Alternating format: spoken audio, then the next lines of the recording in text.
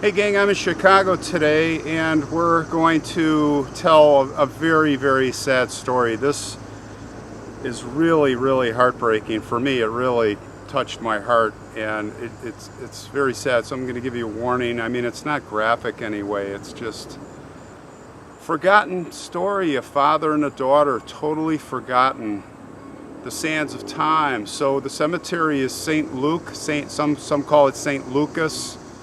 We're right across the street from Bohemian National Cemetery, and let's take a walk to the grave. I want to shout out Tony B for suggesting this story. Never would have found out about this. These are the memories are just completely lost in the pages of the newspapers from back in the early 60s. So let's take a walk. I'll tell you the story of the father and the daughter that died. She died a horrible way, and I think probably that this is a story where the father blamed himself in the end. Her name was Shirley Ellen Lee, and she had lost her mother very recently.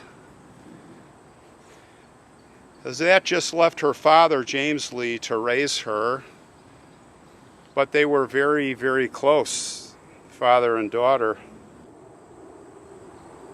They were getting on with their lives. Everything was going well. James, a loving father. Shirley Ellen was described by one of her former teachers as a very sweet girl. Now, James owned 2 apartment buildings, big apartment buildings, and it would be from those where he would make a lot of his income from his investments, from the renters, and they were living comfortably. But then the storm clouds would come. It was on March 3rd, 1963. On that night, there were flames that started in paint cans that James had stored near a gas stove in their 3rd floor apartment. And unfortunately, Shirley Ellen was in the wrong place, as they say, the wrong place at the wrong time. She was standing in the corner when these flames erupted, and she was scared, and she was apparently trapped. Now, her father, James, apparently could not get to her, so he shouted, he said, "Stay there, I'm going to get help." And unfortunately, that was probably the fateful mistake. James returned with a neighbor. They had a dishpan they filled with water. They were throwing it on the fire, but now it was a huge wall of flames. They could not get to little Shirley Ellen. Of course, the fire department was on their way. They got there, they put the fire out, and sadly, they found her body. She was found with a pillow over her head. Little Shirley Ellen was trying to put it over her clothing, over her head, to try to protect herself from the flames, apparently. James was absolutely beside himself, understandably, and he shouted out in hysteria, "My baby girl, she's not dead, she's not dead." But she indeed was dead. James went through a very deep depression, a period after he finally realized, he finally came to grips that his daughter was indeed dead. When it finally hit home, James went through a long period of deep depression, and it finally sunk in. And then his mission, his only wish, was that all of Chicago would know what a special little girl his daughter was. So he attempted to keep her memory alive by donating all of his money, every penny, and all of his possessions, including the apartment buildings, to charity. He gave his 2 apartment buildings to the Lutheran Church of St. Philip, which is where Shirley Ellen attended school. He also made donations to the Hadley School for the Blind, the Victor C. Newman Center for, as it was called back then, retarded children, the Lions Camp for the visually handicapped children of Lake Villa. He also donated to Ravenswood Hospital, Augustana Hospital, and the Ulrich Children's Home. A plaque in the memory of Shirley Ellen was placed at each institution.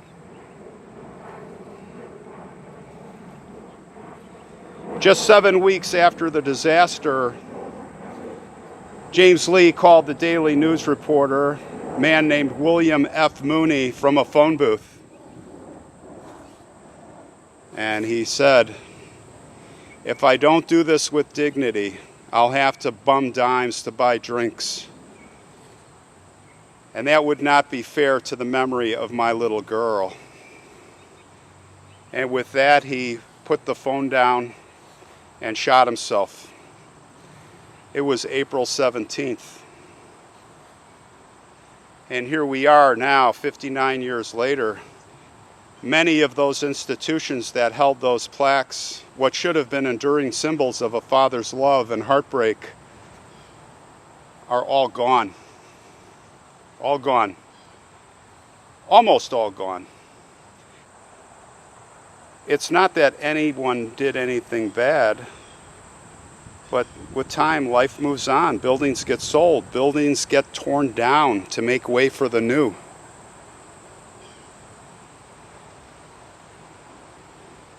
The Lions Club Camp, Ravenswood and Augustana hospitals, and the Ehrlich homes all had closed.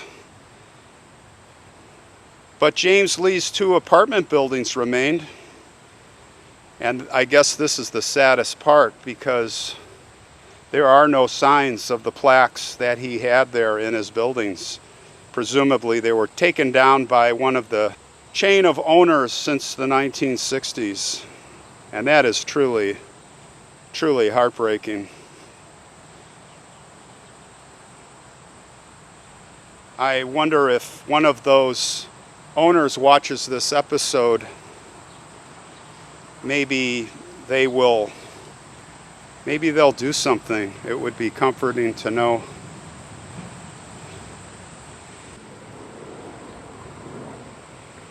But there is one ray of sunshine, and that is that the St. Philip's classroom plaque that was put up at the school there, I believe, is still there, and the story is still within the Daily News newspaper archives, remaining as evidence of the daughter and the father that loved her so much.